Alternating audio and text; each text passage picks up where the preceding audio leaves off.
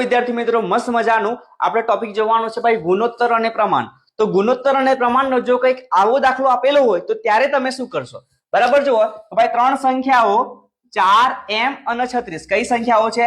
4m અને 36 ગુણોત્તર શ્રેણીમાં છે તો m બરાબર કેટલા? તો જ્યારે પણ તમને આવી ત્રણ સંખ્યાઓ ગુણોત્તર શ્રેણીમાં આપેલી હોય એટલે ભાઈ a b અને c તો ત્રણ સંખ્યાઓ તમને ગુણોત્તર શ્રેણીમાં આપેલી હોય તો ત્યારે તમારે શું કરવાનું છે?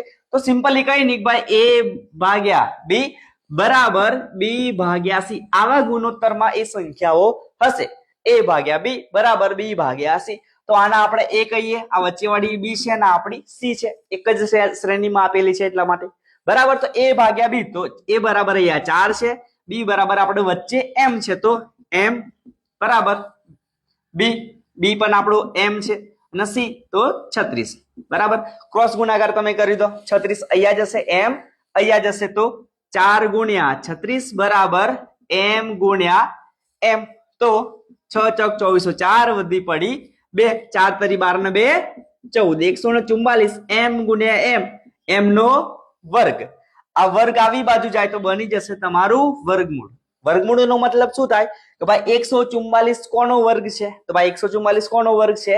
તો 12। હવે વર્ગ એટલે શું? તો ભાઈ એકની એક સંખ્યાનો બે વખત ગુણાકાર કરો તો વર્ગ બની જાય। તો તમે 12 ગુણ્યા 12 કરો તો 144 બની જાય। તો વર્ગમૂળમાં 144 બરાબર કેટલા લખાય? 12। તો m બરાબર તમને શું જવાબ મળ્યો ભાઈ? 12 ઓપ્શનમાં છે હા, તો આપણો જવાબ। તો ભાઈ આવો પ્રશ્ન હોય તો તમારે ખાલી a ભાગ્યા b બરાબર b ભાગ્યા c આપણે કરી દેવાનું, નોર્મલી તમને જવાબ મળી જવાનો છે। તો સરસ મજાનું આટલી સહેલી રીતના ગણિત શીખવા માટે મારી સાથે જોડાયેલા રહો અને આવા પ્રશ્નો તમને ટેટ 1 માં જોવા મળવાના જ છે। તો તમારા જે મિત્રો છે કે જે ટેટ 1 ની તૈયારી કરે છે એમને આ વિડીયો હમણાં મોકલી આપો અને તમને કોઈ પણ ગણિતમાં ડાઉટ હોય કોઈ ટોપિક માટે તો તમે મને પર્સનલમાં મેસેજ કરી શકો છો। તો એના પર આપણે વિડીયો બનાવવાનો પ્રયત્ન જરૂરથી કરીશું। Thank you.